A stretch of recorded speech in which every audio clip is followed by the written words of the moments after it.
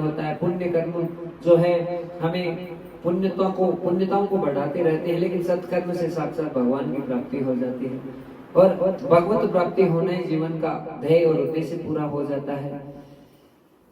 तो कहा जो बुरे कर्म करता है उसे बुरा भोगना पड़ता है, जो अच्छे कर्म करता है उसे अच्छा भोगना पड़ता है। पर भोग जब दोनों ही खत्म हो जाए, अच्छे और बुरे, तो वो एक ही स्थिति में हो सकते हैं जब भगवान आ जाते हैं। और भगवान कब आते हैं? जब हमारे सत्कर्म बढ़ते हैं। सत्कर्म बढ़ते हैं तो उसका एक ही भाव होता है, वो होता है नाम। कि हम जितना नाम भगवान के चरणों में समर्पित करते हैं, कलयुग के समय में तो साक्षात जितना नाम भगवान के चरणों में समर्पित करते हैं उसी भाव से भगवान है वो प्राप्त होते हैं, आ जाते हैं और महाराज हमको पुष्ट करते हैं। महाराज कई कई प्रकार के प्रश्न यहाँ पे सावित्री जी ने किए और सावित्री जी के प्रश्नों से यमराज बड़ा प्रसन्न हो गया। कहा कि आप मांग लो सावित्री, आपको जो चाहिए मैं दूंगा।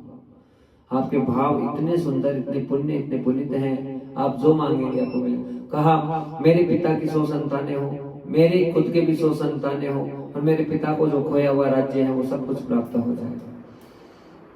तथास्तु, जैसे ही कहा तथास्तु, उस पति की आत्मा को यमराज लेके जाने लगा। क्या जाओ, वरदान मिल गया आपको, पधारो। आप कहाँ जाए महाराज, आपने वरदान दिया है कि मेरे 100 पुत्र होंगे, जब तक मेरे पति को नहीं लौटाओगे तब तक मेरे 100 पुत्र कहाँ से होंगे।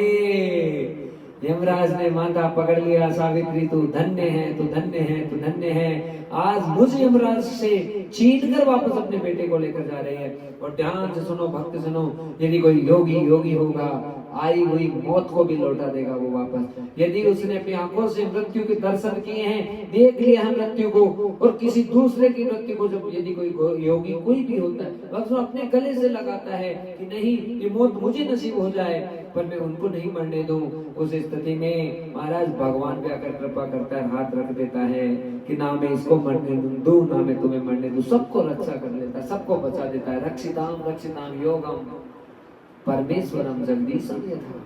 केवल भगवान ही है जो रक्षा करेगा, कोई नहीं आएगा। रोते बिलखते रह जाएंगे हम कि हमें आके कोई बदला ले, हाँ कोई नहीं आएगा। जब कोई नहीं आता, मेरा श्याम आता है, मेरे दुख के दिनों में वो बड़ा काम आता है। केवल मेरा भगवान आता है, कोई नहीं आएगा भक्तजनों। देवताओं की उपासना केवल भोग दे देगी, विलास दे देगी, आनंद दे देगी, कुछ समय दे देगी। देवता सब चीजों को परिपूर्ण नहीं कर सकते। यदि तुम्हारे जीवन को परिपूर्ण करना है तो केवल और केवल भगवान की शरण लेनी पड़ेगी। ईश्वरम सर्व साक्षी, ईश्वरम सर्व